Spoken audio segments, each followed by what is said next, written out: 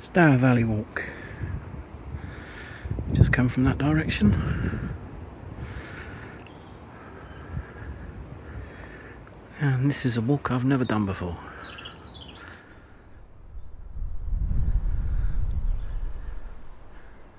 So I'm testing out a new camera today. It's a new phone actually.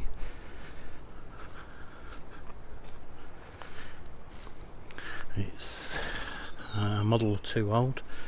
I'll never buy them brand new. This is the Sony Xperia Z5. And I've also picked up a little Sony microphone, STM10.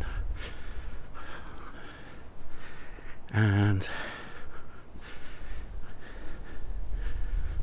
the ideal thing with this microphone is I can have it pointing back towards me, as I have now, or if I turn it round I can focus more on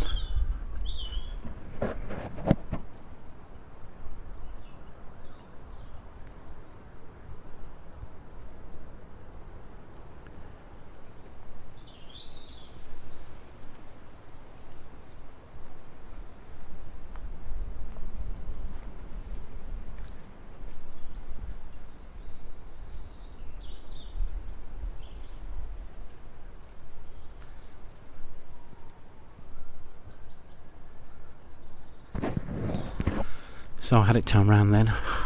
I had it focused on sounds of the birds singing. So, as all Sony phones like this have the image stabilisation, which is pretty good.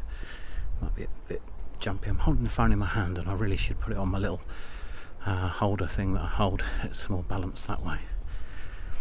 But this camera in this phone is wider angled than my previous camera phone, so you get a little bit more in shot, which is ideal for selfies as well as the nature pictures.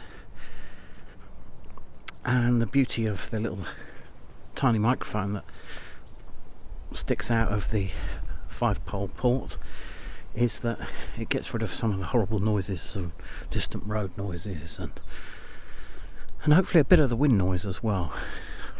These Sony camera phones have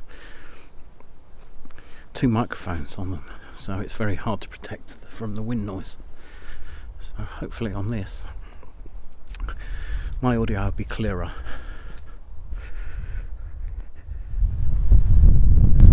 So as with all things, it's good to test them out, and I've realised that when using the selfie camera, the microphone, if I touch it now, pokes into view if it's directing straight at me, so I have to have a little bit off, which we'll see how the audio works. It's going to be better than my other phone, but yeah, it comes into the camera shot, which isn't ideal. Obviously shooting the other way, it's not a problem. And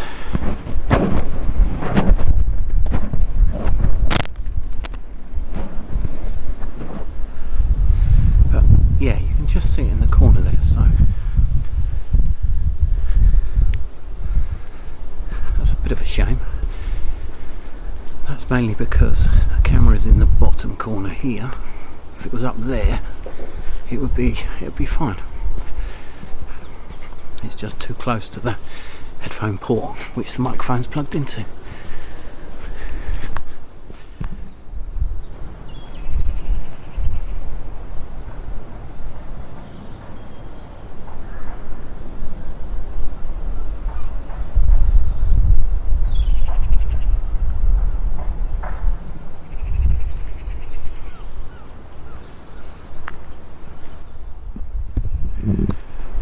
Okay, so now I've got the phone mounted on my little handle thingy. Should be a bit better. It's not technically a selfie stick, it doesn't really extend, it's just a handle in the hand. Works, moves into a little tripod. I think I've said I'll show you that one day. Maybe I will.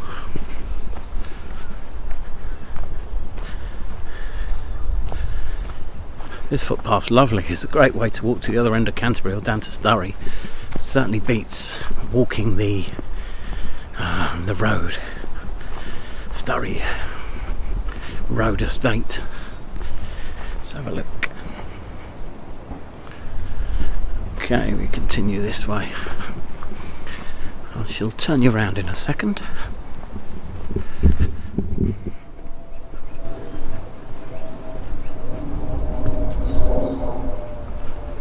Aircraft going above. Be interesting to check.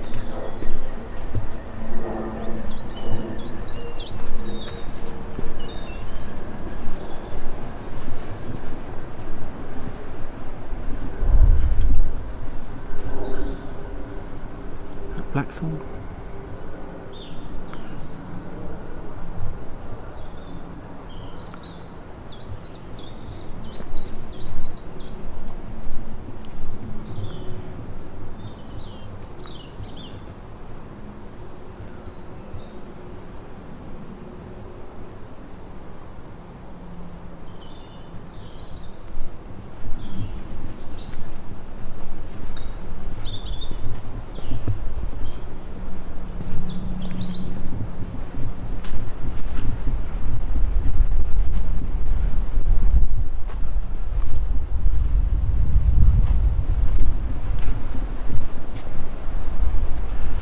Now there's no footpath signs. The stake is helpful in that it points that direction where I've come from. I mean, I'm going across. Let's go and have a look up here. No, because that I need to come from down there to see that sign.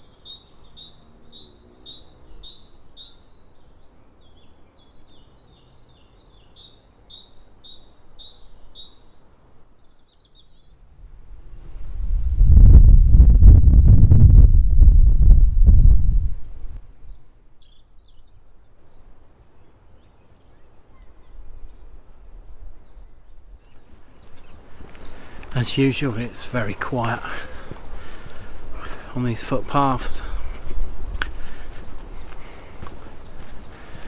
No dog walks today. On the previous footpath it was a joint cycle path and footpath, and I did meet one cyclist, and I've seen one other person walking out this way today. It's lovely though. I'm so close to the town. I'm not sure until I check the footage how this microphone is picking up noise, but there is distant noise from an industrial estate down in the valley and houses. Can hear kids playing, occasional knocking or banging noise from the industrial estate. Slight breezes on the wind, 18 miles an hour, and birdsong. So it will be interesting to see how well this is faring up.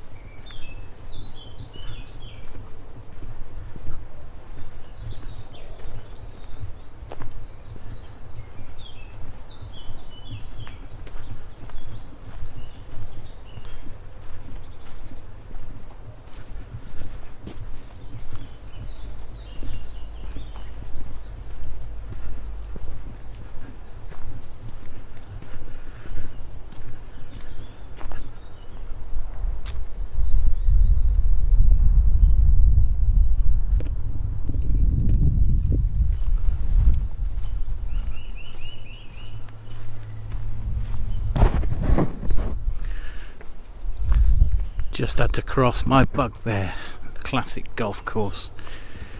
Had to go across 2 fairways. I could see people in the distance, but the 4 people playing the same hole, so I have no idea if they'd all taken their shots or what.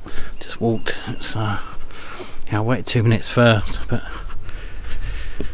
I'm sure they're used to people passing through. So I almost finished crossing the 2nd fairway. There was a massive cry of 4. It seemed a bit distant. I didn't see a ball hurtling towards my head. Luckily there wasn't. So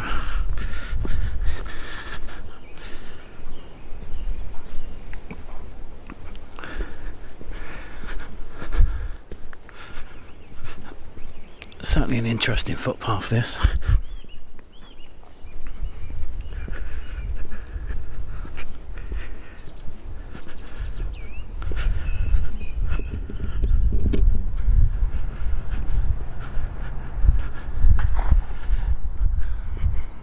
Didn't much fancy the sound of this footpath that goes up here, but having just checked the Ordnance Survey map,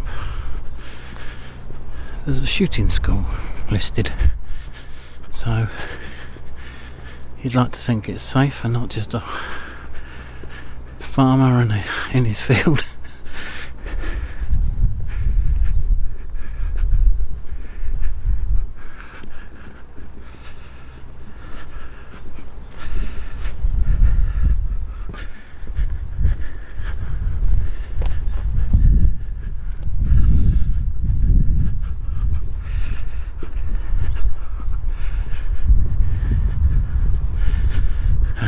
Across the high-speed train line.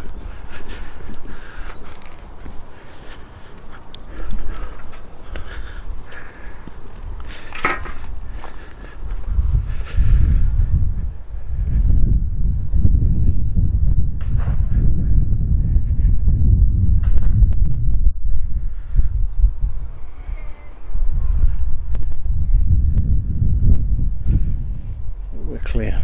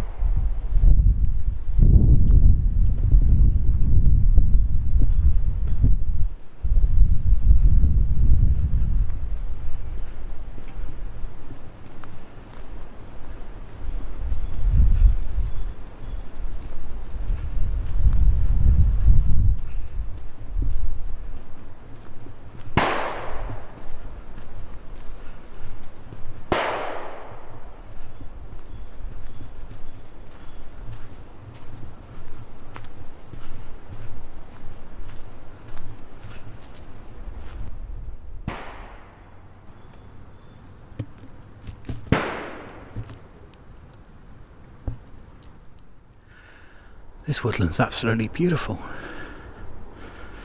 Shame it's so close to that gun school.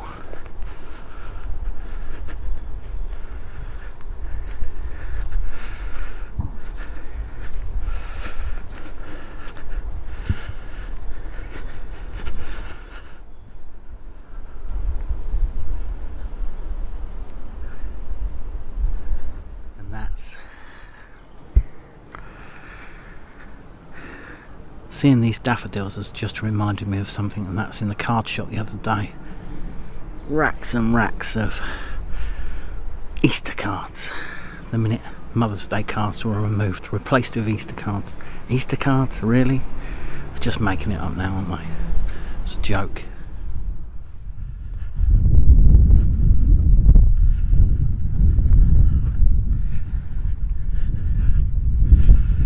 I do enjoy the new footpaths, the footpaths I've never walked before. Unfortunately, where I live, I've kind of exhausted them all. So today I got a lift into Canterbury, a friend who was working, and I shall get a lift back in an hour and a half or so. But it's given me the opportunity to use Canterbury as a base point instead of Dover for a change. And this is quite an interesting little footpath. No detours between these orchards and farmland, corralled by the fence, which is good because some farmers don't make it easy to know where you're going, to be honest. So, but lovely blossom on these trees. I will plot this route when I get home. It's a lovely little route, provides a full circular of Canterbury. I've not got auto plotting on at the moment, that ruins battery, so yeah, so I shall put a picture up after this video clip of the route I've taken today. I'm only about 3/4 of the way round now, so still a little bit to discover. There's lots of these little woodlands that are just still quite open. Got loads of flowers and stuff, as you can see. Lovely.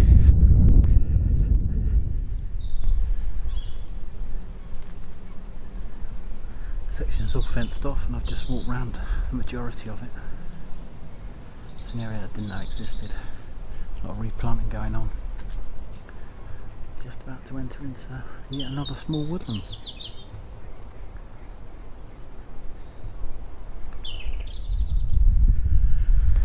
I believe I'm coming to the end of the trail, and won't be long before I approach some houses and my walk back down through the estates of North Canterbury into the town and meet my friends. So